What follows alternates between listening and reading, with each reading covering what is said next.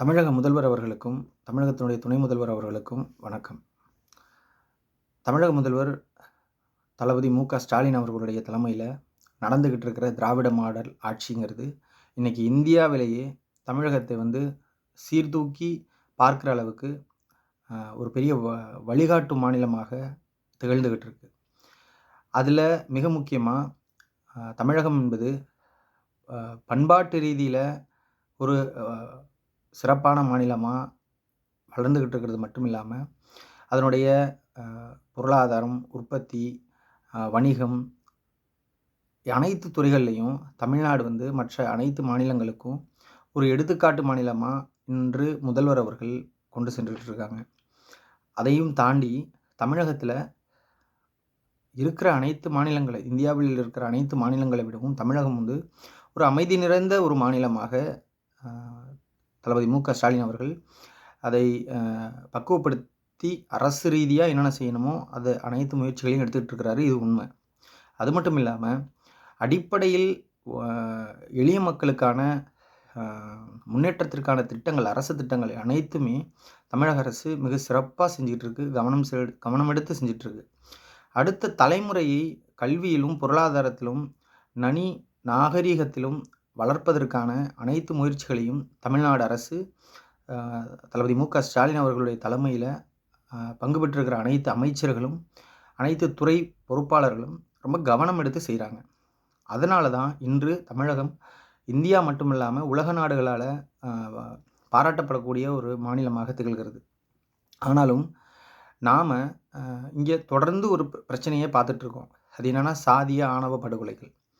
ஏன் சாதிய ஆணவ படுகொலைகள் தொடர்ந்து நடக்குது அப்படிங்கிறது நம்ம எல்லாருக்குமே தெரியும். ஏன்னா அந்த சாதிங்கிற பிரச்சனை உளவியல் ரீதியாவே ஒரு பெரிய சமூகத்தை பாதிப்படைய வச்சிருக்கு. அதுவும் தமிழகத்தில குறிப்பிட்ட நிலப்பரப்புகளை சார்ந்த மக்கள். அந்த மக்கள் அந்த பெல்ட், இந்த பெல்ட்ன்னு சொல்லி அவர்களை சாதியவாதிகளாகவே தொடர்ந்து அடுத்தடுத்த தலைமுறைக்கு உருவாக்கி வைக்கிறாங்க. இதன் அடிப்படையில அரசு என்ன திட்டமிடுதலை செஞ்சிருக்கு? ஒவ்வொரு முறையும் இந்த மாரி கொலைகள் நடக்கிறதும், இது கொலைங்கிறது எக்ஸ்ட்ரீம். கடைசி நிலையில தான் கொலை நடக்குது. ஆனா கொலைக்கு முன்னாடி பல்வேறு வகையான குற்றங்கள் தொடர்ந்து நடந்துகிட்டு இருக்கு. அது நில அபகரிப்பா இருக்கலாம், அவங்களோட உரிமை பறிப்பா இருக்கலாம். அது ஒரு சாலை, இந்த சாலைக்கு நீ வரக்கூடாது, இந்த கோயிலுக்கு நீ வரக்கூடாது, இந்த விளையாட்டு திடலுக்கு நீ வரக்கூடாது, எங்களோட சேர்ந்து உட்காரக்கூடாது. இந்த மாரி சின்ன சின்ன விஷயங்கள்ல ஆரம்பிச்சு, அது அவங்களுடைய அடிப்படை இயற்கை தேவையான காதலிலிருந்து, நட்பிலிருந்து எல்லாத்துலயுமே தடையா நின்னு அவங்கள மிகப்பெரிய அளவுல தடுக்குது. அவங்க வாழ்க்கைய நிர்மூலமாக்குது. இது தளபதி ஸ்டாலின் மட்டும் இல்லாம, இன்னைக்கு நமக்கு கிடைச்சிருக்கிற ஒரு சிறப்பான வாய்ப்பா, துணை முதல்வர் தோழர்ன்னு சொல்றது ரொம்ப எனக்கு பொருத்தமா இருக்கும்னு நினைக்கிறேன். தோழர் உதயநிதி ஸ்டாலின் அவர்கள் இருக்கிறப்ப, இத அவர் சிறப்பு கவனம் எடுத்துக்கணும்னு நினைக்கிறேன். ஏன்னா, தோழர் உதயநிதி ஸ்டாலின் அவர்களுடைய ஆரம்பம் முதலே நாங்க பார்த்துட்டு இருக்கோம். ஒரு மிக கருத்தியல் ரீதியான தளத்தில துணை முதல்வர் அவர்கள் வேலை பார்த்துட்டு இருக்காங்க. அது மட்டும் இல்லாம, இளைஞர்கள் மத்தியில தமிழக இளைஞர்கள் மேல மிகப்பெரிய கவனமும், ஒரு அக்கறையும் கொண்டவரா இருக்கிறாங்க. என்னதான் அவர்கள் செல்வ சீமானா வளர்ந்திருந்தாலும், இன்னைக்கு எளிய மக்களினுடைய வலியை எளிதா புரிஞ்சுக்கிற ஒரு இயல்புத்தன்மை இருக்கிற ஒரு தலைவரா நம்ம பார்க்கிறோம். உண்மை அதுதான். அதனால தான் நான் சொல்றேன். நாங்க சொல்ல விரும்புறோம். இந்த சாதி ஆணவ படுகொலைகளுக்கு தண்டனை மட்டுமே தீர்வா ஆகிடுமா? கண்டிப்பா ஆகப்போறது இல்ல. ஏன்னா ஒரு குற்றங்கள் நடக்கிறப்பவும் தண்டனைகள் குடுக்கிறதும், திரும்பி நடக்கிறதும், இப்போ கொலைங்கிறப்போ அது ஒரு தண்டனை இருக்கு. கொலைக்கு முன்னாடி அவன் அடிதடி, கைய வெட்டுறது, கால வெட்டுறதுன்னா அவன் செய்றான். குற்றவாளி குற்றம் செய்றான். திரும்பி உள்ள போறான். திரும்பி பெயில் கிடைச்சு வெளில வரான். இது தொடர்ந்து நடந்துகிட்டு இருக்கு. இது என்ன தீர்வு எடுக்க போறீங்க? இதுக்கு என்ன திட்டமிடுதல் இருக்கு? தமிழ்நாட்டை பொருளாதார ரீதியிலும், கல்வியிலையும் ஒரு மேம்பட்ட நிலமாக மாத்துறதுக்கு திராவிட இயக்க பாரம்பரியம், முத்தமிழறிஞர் கலைஞர் போன்றவர்கள் ஒரு மிகப்பெரிய திட்டமிடுதலை செஞ்சிருந்தாங்க. இன்னைக்கு சாதியை இந்த மண்ணிலிருந்து புடுங்கி எறியறதுக்கு தந்தை பெரியார் அவர்கள் தலைமையில உருவான இந்த திராவிட இயக்கத்தை இன்று கையில் வைத்திருக்கிற தளபதி ஸ்டாலின் அவர்களும் சரி, வரும் தலைமுறையை தன் தோள் மீது தூக்கி நடக்க இருக்கிற உதயநிதி ஸ்டாலின் அவர்களும் சரி, என்ன திட்டமிடுதலை நீங்கள் செய்ய இருக்கிறீர்கள்? ஏன்னா இன்னைக்கு ஒட்டுமொத்த தமிழ் மக்களும் உங்களை நம்பி இருக்காங்க. இல்லைன்னா ஏன் இவ்வளோ ஒரு எம்பிக்களா இருந்தாலும் சரி, எம்எல்ஏக்களா இருந்தாலும் சரி, கூட்டணி கட்சிகளா இருந்தாலும் சரி, ஏன் இவ்வளவு நெருக்கமா திமுகவை தலைமையில் தூக்கி வைத்து கொண்டாடப் போகிறார்கள்? ஏன்னா திமுகவின் மூலம் தான் நமக்கு விடிவு கிடைக்கும். அதுதான் தீர்வு அப்படின்னு நினைக்கிறாங்க, நம்புறாங்க. அதுதான் உண்மையும் கூட. இப்ப இருக்கிற நடைமுறையில அதுதான். அப்படி இருக்கிறப்ப, இந்த சாதி பிரச்சனையை உள்ளபடியே சொல்லப்போனா, திராவிட முன்னேற்றக் கழகத்தின் மேல ஆரம்ப காலகட்டத்திலிருந்தே சாதி கலவரத்தை தூண்டுகிறதில் நேரடியாகவும், மறைமுகமாகவும் திராவிட முன்னேற்றக் கழக தோழர்களும் அல்லது திராவிட கழக முன்னேற்றக் கழக பொறுப்பாளர்களும் ஈடுபடுகிறார்கள்ங்கிற குற்றச்சாட்டும் ஆரம்ப காலகட்டத்திலேருந்து இருக்கு. அப்படி இருக்கிறப்ப, திராவிட முன்னேற்றக் கழகத்தினுடைய தலைவரும், துணைத் தலைவரும் அதை பற்றிய அ கவலை என்னவா பட்டிருக்கிறாங்க? அதுக்கு என்ன தீர்வு எடுக்க போறீங்கங்கிறது எங்களுக்கு உண்மையாவே தெரியல.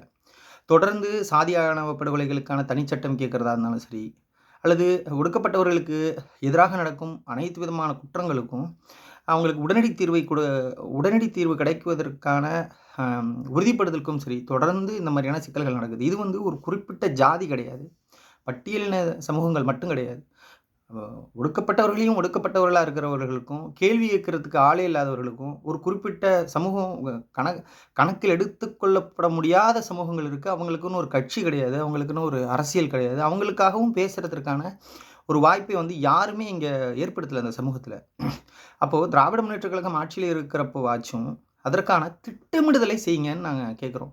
இது வந்து இன்னைக்கு ஒரு பிரச்சனை நடந்துருச்சு, பிரச்சனைக்கு தீர்வு குடுக்குறோங்கிறது இல்ல. இது எல்லாருக்கும் தெரிஞ்சது தான். சின்ன சின்ன விஷயங்கள் திமுக செஞ்சுக்கிட்டு தான் இருக்காங்க. அது வந்து பள்ளியிலிருந்து சாதி ஒழிப்பு எப்படி சாத்தியப்படுத்தலாம் அப்படின்னு. ஆனா, அது உள்ளபடியே அப்படி நடக்குதா அப்படின்னா தெரியல. இதே வந்து நாங்க என்ன சொல்ல வர்றோம்னா, இதை ஒரு மிக முக்கியமான பிரச்சனையா திராவிட முன்னேற்றக் கழகம் கணக்கில் எடுக்கணும். இது வந்து பிரச்சனை கிடையாது. இது வளர்ச்சிக்கான தடை. எப்படி வந்து சமூக நீதியை திராவிட முன்னேற்றக் கழகம் அல்லது திராவிட அரசியல் ஒரு அ தலையாய கொள்கையாக எடுத்து செயல்பட்டதோ, அதற்காக களம் கண்டதோ, அதுல ஓரளவு நாம வெற்றி அடைஞ்சுட்டோம். இன்னைக்கு அதுல நம்ம மற்ற அனைத்து மாநிலங்களுக்கும் நாம வந்து வழிகாட்டும் இடத்துல இருக்கிறோம். அதேபோல இன்று சாதி ஒழிப்பை அடுத்த தலைமுறையில 2.0 மாரியோ, அடுத்த தலைமுறையின் ஒரு பெரிய வீச்சா இன்றைக்கு இருக்கிற இளம் தலைவரா இருக்கிற உதயநிதி அவர்கள் அதுக்கான திட்டமிடுதலை முன்னெடுக்கணும். இது வந்து பள்ளியிலிருந்து அந்த சாதி ஒழிப்பை கற்பிக்கணும். ஏன்னா பிரச்சனையே இவன் வந்து ஒரு 8th ஸ்டாண்டர்ட் படிக்கிற வரைக்கும் அவனுக்கு சாதி உணர்வு தெரியல. அவன் என்ன ஜாதின்னு அவனுக்கு தெரியாது. ஏன்னா 100 வருஷத்துக்கு முன்னாடி ஜாதிக்காக கொலை பண்ணவனும், 50 வருஷத்துக்காக ஜாதிக்காக கொலை பண்ணவனும், இப்ப ஜாதிக்காக கொலை பண்றவனும் ஒண்ணும் கிடையாது. தாத்தாவோட தாத்தா கொலை பண்ணான், தாத்தா கொலை பண்ணான். இப்போ இருக்கிற ஸோ அந்த எப்படி சாதி ஒழிப்பை அடுத்த தலைமுறைக்கு எடுத்து போறது, அடுத்தடுத்த கைக்கு மாறுதோ, சாதியின் தீவிரத்தை அடுத்த தலைமுறைக்கு எடுத்து போறதும் அடுத்தடுத்த தலைமுறைக்கு தானே மாறுது. அப்ப அது என்ன அந்த கற்பித்தல் எங்க நடக்குது? இந்த கற்பித்தலே இங்க நடக்கலைல்ல. கற்பித்தலே நடக்காம குற்றங்களை எப்படி தடுக்க முடியும்? அப்ப இந்த கற்பித்தலுக்கான ஒரு மிக தீவிரமான திட்டமிடுதலை திராவிட முன்னேற்ற கழகம் செய்யணும். அதற்காக தமிழகத்தில் இல்லாத கருத்தாளர்களே கிடையாது. தமிழகத்தில் இருக்கிறாத முற்போக்கு இயக்கங்களே கிடையாது. தமிழகம் என்பது இன்னும் சொல்லப்போனா ஒரு பெரியாரியமும், அம்பேத்கரியமும், கம்யூனிச தத்துவமும் கைகோர்த்து நடக்கிற ஒரு மிகச்சிறப்பான தொன்மை சமூக நீதி பாரம்பரியமுடைய தமிழினம். அப்படி இருக்கிற நாம ஒரு கலவையா இருக்கிற நாம இதற்கான திட்டமிடுதலை எப்பதான் எடுக்க போறீங்க? அப்ப நாங்க என்ன ஆசைப்படுறோம்னா, இதற்கான கற்பித்தலுக்கான ஒரு குழுவை இது வந்து ஒரு சாதாரண பிரச்சனையா எடுக்காம, மிக தீவிரமான ஒரு கொரோனா காலகட்டத்தில போர்க்கால நடவடிக்கை மாதிரியான ஒரு ஒரு ஒரு ஒரு குழுவை தமிழகம் அனைத்து துறைகளின் கீழும் உருவாக்க வேண்டும்னு நாங்க எதிர்பார்க்கிறோம். பள்ளியில சாதியை பத்தின உரையாடல்கள் நடக்காம இருக்கு. தயவு செஞ்சு நடக்கணும்னு நாங்க எதிர்பார்க்கிறோம். சாதி எவ்வளவு ஒரு தீவிரமான ஒரு நோய். சாதியின் மூலம் எவ்வளவு கொடுமைகள் நடக்குது அப்படிங்கிறது எந்த காலகட்டத்தில அவர்களுக்கு சாதிங்கிறது அறிமுகப்படுத்தப்படுதோ, அந்த காலகட்டத்தில அவங்களுக்கு சொல்லிக் குடுக்கணும். கடவுளை பத்தி, கடவுள் மறுப்பை பத்தி அல்லது இந்த மாரியான மதம் சார்ந்த பிரச்சனைகள தான் நேரடியா கோயில்கள் பள்ளிகள்ல பேச மாட்றீங்க. குறைந்தபட்சம் இந்த சாதி இப்போ சாலை பாதுகாப்பு நடத்துறீங்கல்ல, 8th ஸ்டாண்டர்டில் தானே சாலை பாதுகாப்பு நடத்துறீங்க. பள்ளியில் சாலையில் போகிறப்ப இந்த பக்கம் போகணும், அந்த பக்கம் போகக்கூடாது. இ ஏன்னா அது உயிரிழப்பை உருவாக்குற பிரச்சனைகளா இருக்கு. அதேபோல சாதி ஒழிப்பை அந்த காலகட்டத்தில ஏன் தீவிரமா, அடிப்படையா சொல்லிக் குடுக்க மாட்றீங்க? இறைவாழ்த்து பகுதி பாடல் வைக்கிற நீங்க, 8th ஸ்டாண்டர்ட்ல வைக்கிறவங்க, சாதி ஒழிப்பு பாடல் வைங்க. அனைவரும் சமம்னு பாடல் வைங்க. ஏன் அது அந்த அந்த இடத்துக்கு ஏன் திமுக என்ன பயம்? எதனால பண்ண மாட்றீங்க? அப்ப பள்ளியிலிருந்தே சாதி ஒழிப்பை அவங்க வந்து டிஸ்கஷனுக்கு கொண்டு போணும் அப்படிங்கிறத நாங்க எதிர்பார்க்குறோம். அந்த டிஸ்கஷன்ங்கிறது நான் சொல்றேன் சிம்பிள் தோழர் உதயநிதி அவர்களே.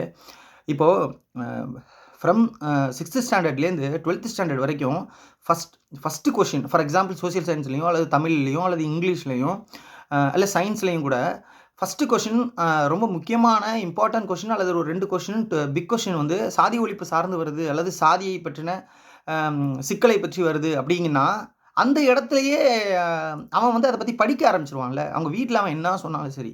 அவங்க வீட்ல நீ இந்த கயிற கட்டு, அந்த ஜாதி தான், இந்த ஜாதி தான் ஒஸ்தி, இந்த ஜாதி கீழானவன் அப்படிங்கிற பத்தி அவங்க வீட்லயோ அல்லது அவங்களுக்கு சாதி அந்த இன்புட் குடுக்குறப்பவே அவன் அத படிக்க ஆரம்பிச்சிடுறப்ப, இல்லையே நீ சொல்ற மாரி இல்லையே, இது வேற மாரி சொல்லியிருக்காங்களே அப்படின்னு அவன் அத படிக்க ஆரம்பிப்பான்ல. அப்ப நம்ம எப்படி தமிழினுடைய தொன்மையை வந்து அடுத்த தலைமுறைக்கு கொண்டு போறதுக்கு ஆரம்ப காலகட்டத்திலேருந்து நம்ம வந்து அவங்களுக்கு பயிற்றுவிக்கிறோமோ, அது எந்த அளவுக்கு அதில நம்ம வந்து அ முழுசா அத சொல்லிட்டோமானா இல்ல. அதுவே ரொம்ப பெரிய தேக்கத்தில இருக்கு.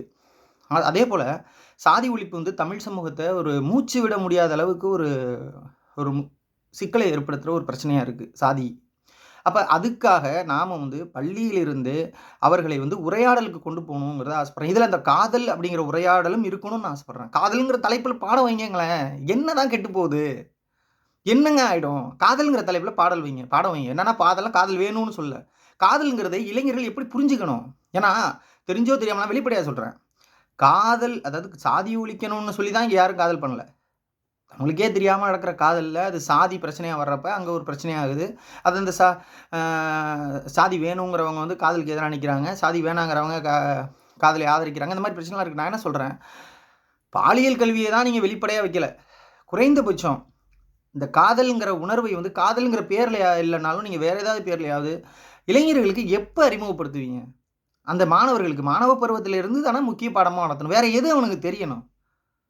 வேற வேற வேற எத அவன் தெரிஞ்சுக்கிட்டு என்ன பித்தாகரஸ் தேற்றத்த தெரிஞ்சுக்கிட்டு, இல்ல வேற எதையாவது அ வரலாற்று அ அ அல்பன் சோடி, அல்புகர்க் இந்த மாரியான கதைகளெல்லாம் அவன் படிச்சுட்டு என்ன அவனுக்கு பிராக்டிகல் ப்ராப்ளத்துல என்ன சொல்யூஷன் தரப்போகுது?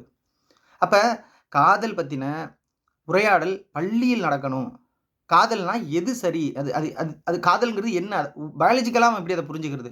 சைக்காலஜிக்கலா அத எப்படி புரிஞ்சுக்கிறது? எப்படி தேவையில்லாத காதலை தவிர்க்கிறது? அந்த காதல் எப்படி சிக்கலான ஒரு விஷயத்த கொண்டு போய் விடுது? அதிலிருந்து எப்படி நம்ம நழுகி போறது? அதே சமயத்தில சாதிங்கிறது எவ்வளவு ஒரு சிக்கலானது? சாதிங்கிறது எவ்வளவு அறிவுத்தன்மைக்கு எதிரானது? சாதிங்கிறது வந்து அடிப்படை மனிதநேயத்திற்கே எப்படி எதிரானது? அதற்கான வரலாற்று பாரம்பரியம் என்ன? அது எத்தனை படுகொலைகளை செய்திருக்கு? அந்த மாரியான சிந்தனைகள் எப்படி? தீண்டாமை ஒரு பாவச்செயல், தீண்டாமை ஒரு மனித தன்மையற்ற குற்றம். இந்த மாரிலாம் எழுதி பாடத்தில முதல்ல அத படிக்க கூட மாட்டானே எவனும். அடுத்து அந்த அந்த ஃபர்ஸ்ட்டு அது ஒரு தலைமுறை. தீண்டாமை ஒரு பாவச் செயல்னு எழுதி போட்டீங்கல்ல. அது 2.0க்கு அடுத்த தலைமுறை அந்த தீண்டாமைய பத்தி ஒரு பாடம் வைக்கணும்ல. அந்த மாரியான ஒரு கட்டமைப்ப உருவாக்காம, அந்த மாரியான ஒரு திட்டமிடுதலை உருவாக்காம எப்படி வந்து அடுத்த கட்டத்துக்கு இது நகரும்? இது நான் என்ன சொல்றேன், இது பள்ளியில மட்டும் இல்ல, கல்லூரி அளவுக்கு இது தொடர்ந்து நீங்க நகர்த்திட்டு போணும். கல்லூரிகள் வரைக்கும் சாதியை டிஸ்கஷனுக்கு கொண்டு வாங்க. தயவு செஞ்சு டிஸ்கஷனுக்கு கொண்டு வாங்க. ஏன்னா, இங்க சாதி வேணும்னு சொல்றவங்க ரொம்ப, ரொம்ப, ரொம்ப, ரொம்ப கம்மி தான். 3% கூட இருக்க மாட்டாங்க 100%ல. அதாவது காஸ்ட் பிரைட் இருக்கிறவங்க. மத்த எல்லாருமே என்ன ஏதோ இருக்குங்க. திருமண நேரங்கள்ல மட்டும் தான் அவனுக்கு சாதி வந்து அந்த அந்த பார்ட்டே வருது உள்ள. இல்லன்னா ஏதாவது சொத்து வாங்குறது, சொத்து விக்கிறது அந்த மாரி இதெல்லாம் பார்ட் வருது. மத்த இடத்துல சாதி அப்ப இந்த சாதிங்கிறத வந்து நீங்க ஆரம்ப காலகட்டத்திலேருந்தே டிஸ்கஷனுக்கு கொண்டு வரப்ப தான் அவனுக்கு அத பத்தின புரிதல் வரும். இளைஞர்களுக்கு புரிதல் வரும். ஆமால்ல நம்ம வீட்ல சொல்றது முட்டாள்தனம் அப்படின்னு அவனுக்கு தெரியும். அப்ப இந்த ஸ்கூலில் இருந்து சாதிய குறியீடுகள் அவன் இடுறது, அந்த சாதி சார்ந்து ஆதரிக்கிற மாரி சில பாடம் நடத்துறது. இங்க அறிவியலாகவே சொல்லிக் குடுக்காத ஆசிரியர்கள் நெறைய பேர் இருக்காங்கல்ல. இங்கிலீஷ வந்து தமிழ்ல சொல்லிக் குடுக்குற ஆசிரியர்கள் இருக்காங்கல்ல. அப்ப சாதி பிரச்சனையை இந்த மாரி உடலியல் சிக்கல்களை, காதலை, இத பத்தின உரையாடலை பாடம் நடத்துறதுக்கும் வர ஆசிரியர்களும் மிக பயிற்சி பெற்ற இதற்காக ஸ்பெஷல் ட்ரெய்னிங் எடுத்தவர்களா தான் வரணும். அதற்கான திட்டமிடுதல் நீங்க எடுக்கணும். அவர்களை வந்து கருத்தாளர்கள் வந்து அவங்களுக்கு சிறப்பு பயிற்சி கொடுத்துருக்கணும். கொள்கையாளர்கள் சிறப்பு பயிற்சி கொடுக்கணும். அறிவியலாளர்களுக்கு சிறப்பு பயிற்சி கொடுக்கணும். இதுதான் அடுத்த தலைமுறைக்கான வெற்றி. இப்ப நீங்க கோடி கோடியா அவங்கள சம்பாரிக்கிறதுக்கான அவங்கள கல்வியில வந்து முதன்மைத்தன்மை அடையறதுக்கான நெறைய வேலைகள நீங்க செஞ்சிருக்கீங்க. ஆனா, பண்பாட்டு ரீதியா அவன் ஒரு வெளிப்படையா சொல்றான். ஒரு காம வெறியனால வளர்றான். ஒரு கழிவறைக்கு போனா, ஒரு சாதாரணமா தமிழ்நாட்டிலிருந்து பெங்களூருக்கு போறதுக்கு நடுவுல இருக்கிற ஒரு கழிவறைக்கு போனா, அவ்ளோ அவமான குறியீடுகளோட தமிழ்ல அசிங்கமா எழுதி கழிவறைகள்ல ஒரு பெண்ணை அப்படி சித்தரிச்சு எழுதுறான்னா, அ த தமிழினுடைய 10,000 ஆண்டு கால பண்பாடு எங்க இருந்து அங்க நிக்கிறது நமக்கு முன்னாடி. இத இத இத உதயநிதி அவர்களுக்கு பார்க்கிறப்ப இது எப்படி தோணும்? நம்ம நோய்வாய் பட்டிருக்கிறோம். இத தானே தந்தை பெரியார் தலையால அடிச்சுக்கிட்டாரு. நம்ம நோய்வாய்ப்பட்டிருக்கிறோம். பண்பாட்டு ரீதியா நோய்வாய்ப்பட்டிருக்கிறோம். உளவியல் ரீதியா நோய்வாய்ப்பட்டிருக்கிறோம். இத சரி பண்றதுக்கு என்ன திட்டமிடுதல் நீங்க வச்சிருக்கீங்க? இத்தன ஐஏஎஸ் ஆஃபீசர்ஸ் வச்சிருக்கீங்க. இத்தன இன்டலெக்சுவல் பிரைன்ஸ் வச்சிருக்கீங்க. என்ன பண்ண போறீங்க? பொருளாதாரத்துல அடுத்த கட்டத்துக்கு போணும். டூரிசத்துல அடுத்த கட்டத்துக்கு போணும். இத பத்தியே திங்க் பண்றீங்களே! பண்பாட்டுல தமிழ் மக்கள் அடுத்த கட்டத்துக்கு போகணும். தமிழன் இழந்த அறிவு பரம்பரை அந்த அந்த அந்த சிந்தனையை வந்து மீட்டெடுக்கணுங்கிறதுக்கு திட்டம் என்ன? அவன் ஜிம்ல அவன் ஸ்போர்ட்ஸ்ல வந்து இன்டர்நேஷனல் பிரைஸ் வாங்குறவனுக்கு கோடி கோடியா குடுக்குறீங்களே! அதே நேரத்துல இந்த பக்கம் கொலை விழுது. அந்த கொலைக்கான காரணம் என்ன? எப்படி வந்து அவன் ஒலிம்பிக்ல பிரைஸ் வாங்குறதுக்கு ஆரம்ப காலகட்டத்திலிருந்து அவனோட பயிற்சி தேவையோ, அதே போல தான் இங்க சாதியின் மூலம் நடக்கிற கொடுமைகளை தடுப்பதற்கு ஆரம்ப காலகட்டத்திலேருந்து அவனுக்கு பயிற்சி வேணும். பயிற்சி ஷுட் பி அ ரொம்ப ஆத்தென்டிக்கா இருக்கணும். ஆத்தென்டிக்கான பெர்சன் மூலமா இருக்கணும். அதுக்கான திட்டமிடுதலை தயவு செஞ்சு திட்டமிடுங்கன்னு நாங்க சொல்றோம். அப்புறம் அ இந்த இந்த சாதி பிரச்சனை வந்து தொடர்ந்து அ இளைஞர்கள் நட்பையே பிரிக்குது. இது வந்து இளைஞர்களுடைய அடுத்த கட்டத்துக்கு போனா பொருளாதார வகையில அவங்களுடைய தொழிலாளர்களுக்கு இடையில இருக்க ஒற்றுமைய உடைக்குது. தொ அ புரொடக்ஷன கவர்ன்மென்ட்டோட புரொடக்ஷன ஸ்டேட்டோட புரொடக்ஷன ஸ்டாப் பண்ணுது. இந்த இந்த இந்த இந்த சாதி அமைப்பு வந்து எந்த மனிதர்களையும் ஒருத்தவங்களோட ஒருத்தவங்க ஒட்ட விட மாட்டுது. இ இ இந் இதற்கான இப்ப இது வந்து ஒரு ஃபினான்ஷியல் மினிஸ்டரும் இதுக்கான ஒரு திட்டமிடுதலை விடணும். ஃபினான்ஸ் ஃபினா தமிழ்நாட்டினுடைய உற்பத்தியில் சாதி எந்த அளவுக்கு சிக்கலை ஏற்படுத்துது அப்படிங்கிற திட்டமிடுதல் இருக்கணும். அதுக்கான ஒரு குழு இருக்கணும். கல்வியில் ஹையர் எஜுகேஷன் மினிஸ்ட்ரியில, ஸ்கூல் எஜுகேஷன் மினிஸ்ட்ரியில எல்லா மினிஸ்ட்ரிலயும் இந்த சாதிங்கிறத ஒரு டிஸ்கஷன கொண்டு வந்து அதற்கான ஒரு குழுவ உருவாக்கணும். அந்த குழுவை ஒருங்கிணைக்கிற ஒரு தலைமை குழு இருக்கணும். அதற்கான பண்பாட்டை அடுத்த கட்டத்துக்கு நகர்த்திட்டு போறதுக்கான ஒரு மிகப்பெரிய ஒரு அமைப்பு வேணும். அதுக்கான தீர்வு தான் இது வந்து ஒரு பக்கம் கற்பித்தல். இந்த கற்பிப்பு வந்து நான் சொல்ற மாரி பள்ளியிலிருந்து ஆரம்பிக்கணும். அது அடுத்து தண்டனை. தண்டனைங்கிறது ஏதோ கொலை செஞ்சா ஒருத்தவங்களுக்கு தண்டனை குடுக்குறது இல்ல. சாதியை பற்றின உணர்வுகளை ஏற்படுத்தினாலே அது மிகப்பெரிய மனிதநேயத்திற்கு எதிரான தண்டனை. மனிதநேயத்துக்கு எதிரான ஒரு செயல்னு சொல்லி தண்டனை குடுக்கணும். தண்டனை ரொம்ப தீவிரமா இருக்கணும். எப்படி வந்து ஏங்க நான் கேட்கிறேன். ஒரு சாதி சங்கம் நடக்குது. அங்க வந்து சொல்றான், "என் பொண்ண தொட்டா நீ அவன வெட்டு" அப்படின்றான். இல்ல அல்லது வந்து என் ஜாதி தான் பெருசு, உன் ஜாதிலாம் கீழ அப்படின்னு வெளிப்படையா பேசுறான். ரொம்ப தப்பான முறையில உரையாடுறான். அந்த தலைவர நீங்க எதுவும் பண்ண மாட்றீங்க. அவன அரெஸ்ட் பண்ண மாட்றீங்க. அவன எதுவும் தொட மாட்றீங்க. அவன பார்த்து கீழ இருக்கிற சின்ன பசங்க, இப்ப இன்னைக்கு இருக்கிற தலைமுறையில உள்ள பசங்க சாதி வெறியோட இன்னைக்கு ஒரு Instagramல ஒரு பதிவு போடுறான். அல்லது அவனே போய் ஒரு கொலை பண்றான்னா, அவன மட்டும் போய் அரெஸ்ட் பண்ணி அவன ஜாதிவாதின்றீங்களே. அப்ப சொல்லிக் குடுத்தவன் நான் தலைவரா? அப்ப தண்டனைகள் வந்து சாதியை பற்றின உணர்வுகளை ஏற்படுத்துபவர் அனைவர் மீதும் தண்டனை ரொம்ப தீவிரமா இருக்கணும். அதற்கான குழு வேணும். இதெல்லாம் வேணும்னே கண்டுக்காம இருக்கீங்களா? இது வந்து விடுதலை சிறுத்தைகள் கட்சியோ அல்லது அதிகமானவர்களோ, திருமாவளவர்களோ இவங்க தான் பேசணும்னு இல்ல. எல்லாருமே அதான் பேசுறோம். அறிவாளர்கள், சிந்தனையாளர்கள், கொள்கையாளர்கள் எல்லாருமே அதான் பேசுறோம். நீங்க ஏன் அத கண்டுக்க மாட்றீங்க? எவ்வளவு கொலை நடக்குது? சொந்த மகளையே பெத்து தான் பால் குடுத்து தான் வளர்த்த மகளையே இங்க கொலை பண்றாங்க, விஷம் குடுக்குறாங்க, வெட்டி கொல்றாங்க, மண்ணெண்ணெய் ஊத்தி கொளுத்துறாங்க. சகோதரர்களோட சேர்ந்து அவங்கள வந்து வன்புணர்வு செய்றாங்க. ஏன்னா வேற சமூகத்த சேர்ந்த ஒரு பையன வந்து அவ காதலிச்சுட்டா அப்படின்னு. அப்ப இந்த பெண்ணுக்கான உரிமை எங்க நிக்குது? அவ வாழ்க்கை இப்ப இன்னைக்கு போச்சு. அதுக்கு நீங்க தானே காரணம். நான் ஓப்பனாவே கேட்கிறேன். இத்தனை ஆண்டு காலம் திராவிட இயக்கம் தானே தமிழ்நாட்ட ஆட்சி பண்ணாங்க. இந்த கொலைக்கு நீங்க தார்மீக பொறுப்பு எடுக்கணுமா இல்லையா? வேற யார போய் கேட்கறது நாங்க? கம்யூனிஸ்ட்கள போய் கேட்கட்டுமா? இல்ல காங்கிரஸ போய் கேட்கட்டுமா? இல்ல பிஜேபிய போய் கேட்கட்டுமா? எங்க மண்ணுல நடக்கிற மாற்றத்த, எங்க மண்ணுல நடந்த முன்னேற்றத்த, எங்க மண்ணுல நடந்த மிகப்பெரிய சாதனைகள் எல்லாத்துக்குமே இப்ப அது என்னது அத்தாரிட்டி நீங்கன்னு சொல்லிக்கிட்டு இருக்க நீங்க, அதுக்கான நாங்கள் தாங்க அதுக்கு காரணம்னு சொல்கிற நீங்கள், அதனுடைய பாராட்டு எல்லாத்தையும் மொத்தமாக வாங்கிக்கிற நீங்கள், இது நடக்கிற கொடுமைகளை நீங்கள் தானே பண்ணி, ஏன்னா நீங்கள் விட்ட கேப்பு தானே இது. நான் வெளிப்படையா தோழர் உதயநிதி ஸ்டாலின்ட்ட கேட்கிறேன். தயவு செஞ்சு இப்ப தான் நீங்க திராவிட முன்னேற்ற கழகத்துல இளம் பேச்சாளர்கள் மாநாடு போடுறீங்க. இளம் பேச்சாளர்களுக்கு பயிற்சிகள் குடுக்குறீங்க. கொள்கை பூர்வமா அடுத்த கட்டது அவங்கள இது பண்றீங்க. உங்க கையில இருக்கிறது திமுக மட்டும் கிடையாது. திமுகவோட இளைஞரணி மட்டும் கிடையாது. தமிழ்நாட்டோட அனைத்து இளைஞர்களும் உங்க கையில தான் இருக்கான். அனைத்து சமூகங்களும் உங்க கையில தான் இருக்கு. அனைத்து பிரச்சனை சமூகம் சார்ந்து நடக்கிற அனைத்து பிரச்சனையும் இன்னைக்கு அத தீர்க்கிற இடத்துல நீங்க இருக்கீங்க. நாளைக்கு நீங்க இருப்பீங்களான்னு எனக்கு தெரியாது. உங்களுக்கும் தெரியாது. இன்னைக்கு இருக்கீங்க. இன்னைக்கு நீங்க அத செய்யலனா கூட பரவாயில்ல. அதற்கான ஒரு அழிக்க முடியாத திட்டமிடுதலை பண்ணுங்க. அந்த திட்டமிடுதல் ஆயிரக்கணக்கான அது போன்ற திட்டமிடுதலை செய்தவர் தான் கலைஞர் கருணாநிதி. நீங்க அதுக்கான திட்டமிடுதலை நீங்க செய்யலனா வேற யார் செய்வா? அப்ப இந்த ஆணவ கொலைகளுக்கு எதிராக மட்டும் கிடையாது. அடிப்படையில ஒடுக்கப்பட்டவர்களுக்கும் ஒடுக்கப்பட்டவர்களா இருக்கிறவர்கள் மேல நடக்கிற உரிமையியல் பிரச்சனைகளை உடனடி தீர்வை கொடுக்கிற மாரியான சட்டங்களையும், அதை நிர்வகிக்கிற பொறுப்பாளர்கள், அதற்கான பொறுப்பாளர்களையும் அரசு கொண்டு வராம, இங்க இது மாறாது. இன்னொன்னு கடைசியா ஒண்ணு சொல்றேன். உங்களுக்கு தெரியாதது இல்ல. ஒவ்வொரு காலகட்டத்திலயும் தலைமுறை மாறுது. ஒரு காலத்துல வந்து எனக்கு எனக்கு அட்லீஸ்ட் எனக்கு சாப்பாடு குடுன்னு சொன்னவன், இன்னைக்கு வந்து எதிர்த்து கேள்வி கேட்கிறான். என்ன காரணம்னா, அவனுக்கு சாப்பாடு கிடைச்சிருச்சு. அவன் அடுத்த உரிமைய நினைச்சு கேள்வி கேட்பான். இதுதான் அறிவியல். அப்ப இன்னைக்கு ஒடுக்கப்பட்டவர்களா இருந்தவங்க, இன்னைக்கு தந்தை பெரியார் அவர்கள், அன்னை அம்பேத்கர் அவர்களுடைய உழைப்பால, திராவிட இயக்கங்களுடைய உழைப்பால, பொதுவுடைமை அமைப்புகளோட உழைப்பால, இன்னைக்கு இருக்கிற அனைத்து முற்போக்கு அமைப்புகளோட உழைப்பால அடுத்த கட்டத்துக்கு நகர்ந்து வந்திருக்கிறாங்க. இன்னைக்கு அவர்கள் அடுத்த கேள்வி கேட்பாங்க. ஏங்க என்னங்க இவ்வளோ நாள் இப்படியே வச்சிருக்கீங்களேன்னு. அப்ப அவங்களுக்கு நீங்க புது பதில் தான் சொல்லணும். பழைய பதிலே நாங்க அப்பவே தீர்மானம் போட்டோம்ல, நாங்க அப்பவே அதை செஞ்சோம்ல, நாங்க தான் அதை ஆரம்பிச்சு விட்டோம். இப்படியே சொல்லிக்கிட்டு இருந்தா நம்ப மாட்டான்ல. இன்னைக்கு இங்க வந்து என்ன சொல்றது, அழிந்து போகாத ராஜ்யங்கள் எதுவுமே கிடையாது. அனைத்து ராஜ்யங்களும் அழிஞ்சு போகும்.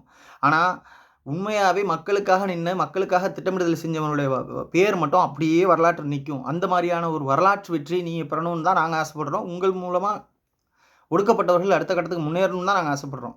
ஆக சாதிங்கிறது தமிழ்நாட்டுல சென்சிட்டிவ் ப்ராப்ளம் மட்டும் கிடையாது. சீரியஸ் ப்ராப்ளமா இருக்கு. அது வந்து ஏதோ வந்து ஒரு மனுஷனுக்கு இன்னொரு மனுஷனுக்கு இடையில கேப்ப மட்டும் கிரியேட் பண்றதில்ல. அந்த கேப் வந்து அனைத்து துறைகள்லயும் யூனோ பங்கு செலுத்துது. அது பொருளாதாரமா இருந்தாலும் சரி, அது வந்து மாநில உற்பத்தியா இருந்தாலும் சரி, அது சக மனிதர்களோட ஒண்ணா ஸ்கூலிங்ஸ்லேருந்து அவனுடைய நட்பை சார்ந்த காதல் சார்ந்த அவனுடைய தனிப்பட்ட வாழ்க்கை, எல்லாத்துலயுமே அரசியல், ரொம்ப முக்கியமா அரசியல் எல்லாத்துலயுமே அந்த சாதி வந்து ஒரு ஒரு ரொம்ப நங்கூரம் மாரி பதிஞ்சு கிடக்கு. அதை எடுக்கிறது அவ்வளோ எளிது கிடையாது. ஆனா, அத கொஞ்சம் கொஞ்சமா எடுக்கணும். ஆனா, அதை எடுக்கிறதுக்கான மிக சீரிய திட்டமிடுதல் வேணும். அந்த சீரிய திட்டமிடுதலுக்குள்ள மிக சீரிய சிந்தனையாளர்கள் தேவைப்படுறாங்க. அதுக்கு நீங்க என்ன பண்ண போறீங்க? என்னதான் திட்டம் இருக்கு? அப்படியே போறது அப்படியே நான் வெளிப்படையா சொல்றேன். யாரையும் நம்பி இல்ல. விசிகாவ நம்பியோ, அதிகமானவர்கள நம்பியோ, அல்லது ஒடுக்கப்பட்டவர்களின் தலைவரா இருக்கிறவங்கள நம்பியோ இல்ல. அவங்களாம் செய்யலன்னு சொல்லல. அவர்கள் மட்டுமே இதற்கான அத்தாரிட்டி கிடையாது. பாதிக்கப்படுறவன வழி இருக்குல்ல, அதுக்கு நீங்க அத்தாரிட்டி. அரசு தான் அத்தாரிட்டி. அவங்கள நம்பி உங்கள ஓட்டு போட்டுருக்காங்க. You are the authority. You are the responsible person. நீங்க தானே செய்யணும். அப்ப தொடர்ந்து தமிழ்நாட்டை, தமிழினத்தை பாழ்பட்டவர்களாக, சீல் பெற்றவர்களாக வைத்திருக்கிற அந்த சாதி அமைப்பை வந்து, படுகொலைகளை மட்டுமே பரிசாக கொடுக்கிற அந்த சாதி அமைப்பை வந்து, தமிழ்நாட்டுல இருக்கிற தலைவர்கள், இளம் தலைவர்கள் எப்படி இந்த சமூகத்திலேருந்து தூக்கி எறிய போறீங்க? தமிழ்நாட்டை பழைய அறிவு சமூகமாக, சங்ககால தமிழ் சமூகமாக, யார் யாதும் ஊரே யாவரும் கேளீர்ங்கிற தமிழ் சமூகமா மாற்றத்திற்கு உங்கள்ட்ட என்ன திட்டம் இருக்கு? அப்படிங்கிறத நீங்க தான் சொல்லணும். உங்கள் காலத்தில இது நடக்கும்னு நாங்க நம்புறோம். அல்லது உங்கள் காலத்தில அதற்கான விதையாவது விழும் நம்புறோம். இதுவரைக்கும் சாதி ஒழிப்பு இங்க நடக்கல. சாதியின் தீவிரத்தன்மை குறைக்கிறதுக்கான வேலைகள் தான் நடந்துட்டு இருக்கு. உங்களுக்கும் தெரியும். சாதியின் தீவிரத்தன்மை தான் கொஞ்சம் கொஞ்சமா குறைஞ்சிட்டு இருக்கே ஒழிய, சாதிங்கிறது அடுத்த ஜெனரேஷனுக்கு ஒரிஜின் ஆயிட்டே இருக்கு. புரொடியூஸ் ஆயிட்டே இருக்கு. அந்த புரொடக்ஷன ஸ்டாப் பண்றதுக்கு என்ன பண்ண போறீங்க? அப்படிங்கிறத தயவு செஞ்சு நீங்க முடிவெடுங்க. செய்யுங்க. இது வந்து உங்கள்ட்ட உரிமையா கேட்குறோம். நீங்க செய்வீங்கன்னு நம்புறோம். எதையாவது செய்யுங்க.